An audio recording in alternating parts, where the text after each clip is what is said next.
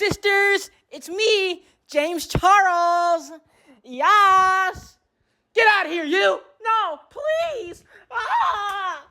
Get out. My video. Oh, sorry, guys.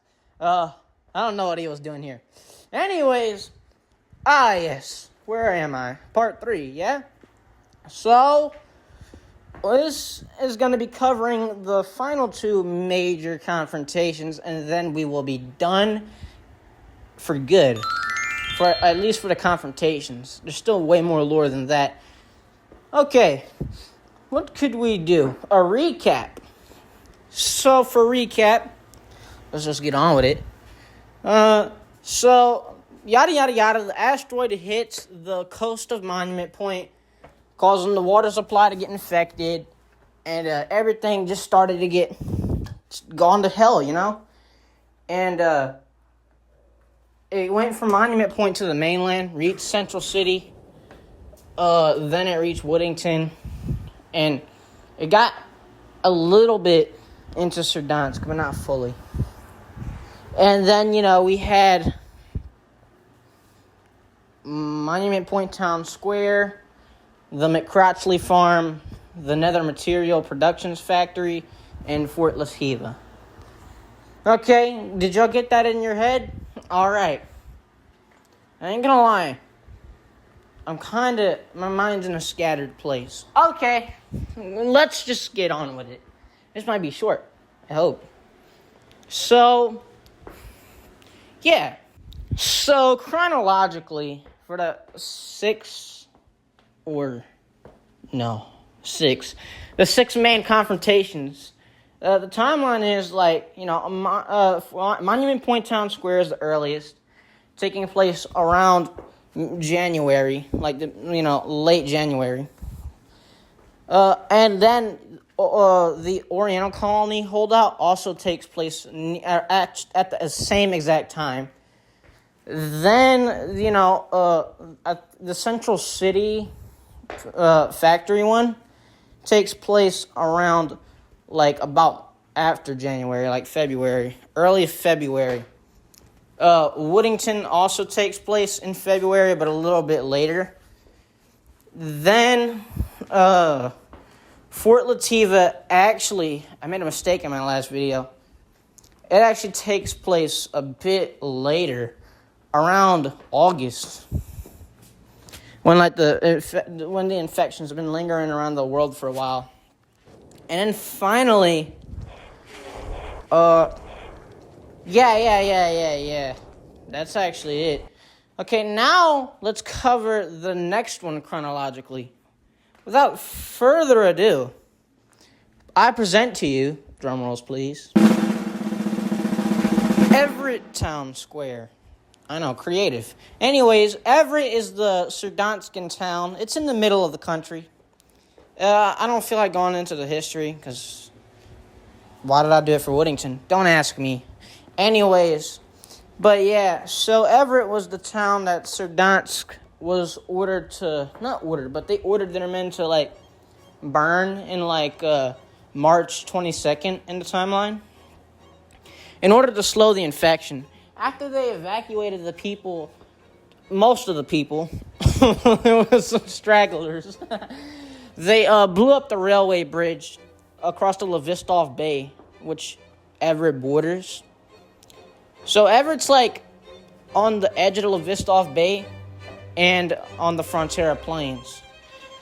But anyways, so Everett after that point is just an abandoned, burnt town. There's not a lot of parasites there until now, which I forgot the date. Just go back to whatever I was talking about.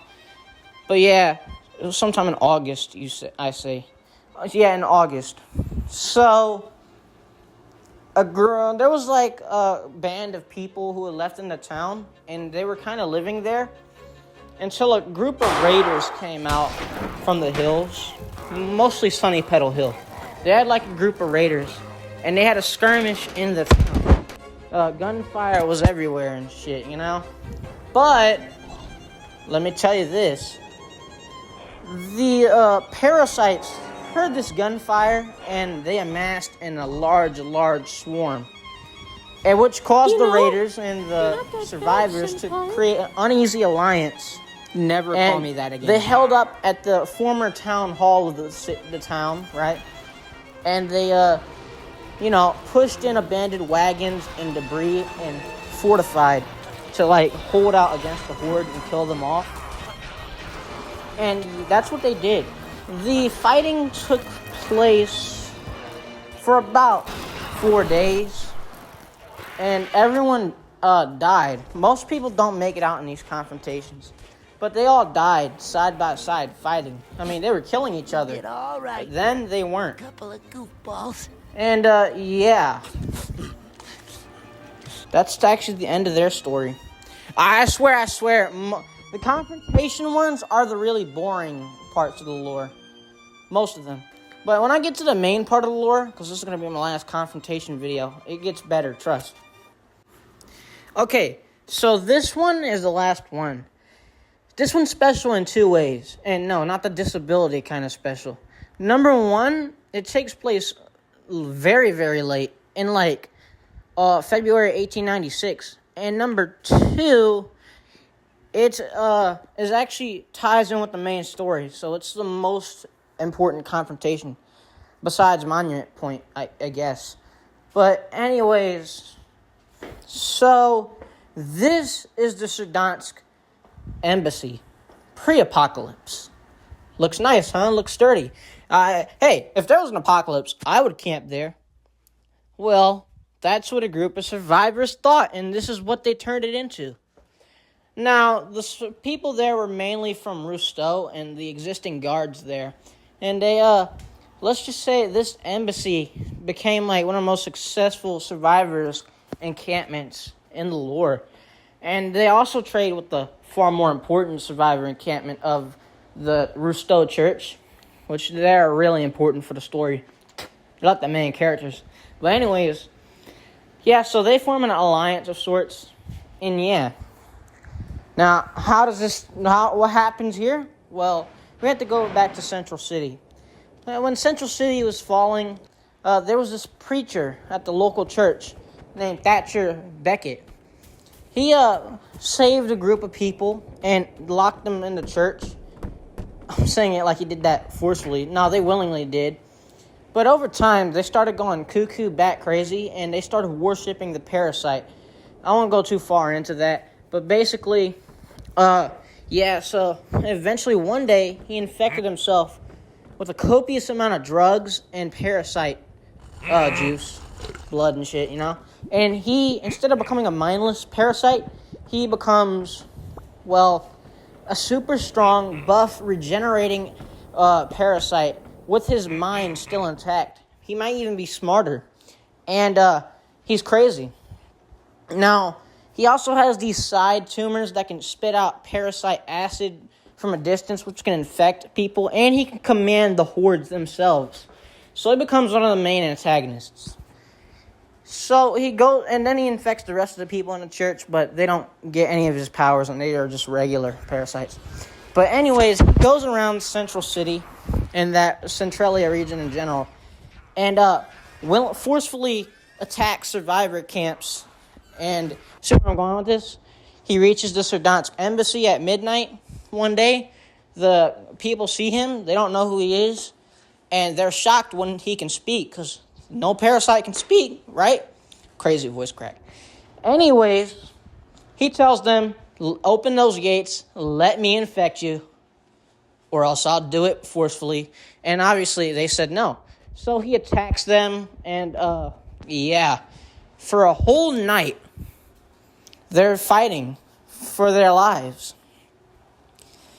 Cue the fighting montage.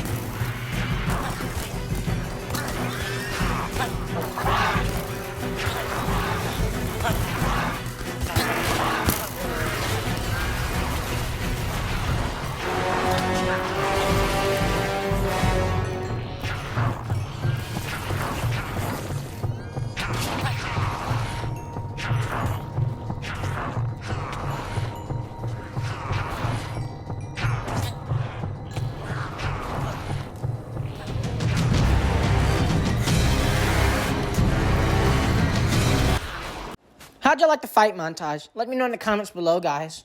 Please. Please, please, please! Anyways. But if you have a keen eye from the last two videos, you might have guessed everyone died. Well, you're wrong.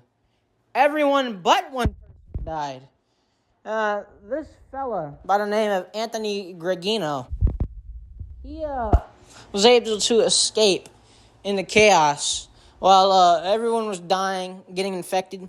He was like, nah, fuck this shit, I'm out. And he ran from the embassy into Rousseau, and he knew that the church base was still up and operational, and they were actually surpassing the embassy in terms of quality, you could say. And so he went there and warned them about it. So technically, if he never survived, then Thatcher Beckett and his parasite hordes would have destroyed the people at the church, because the people at the church were actually working on a cure, and that's what makes them so important. But yeah, anyways, that's gonna do it, guys. That's all the confrontations and stuff. I might post a main video about the general lore. But yeah, these 3 videos were fun to make. I like watching them. And just testing out my video skills. Bye.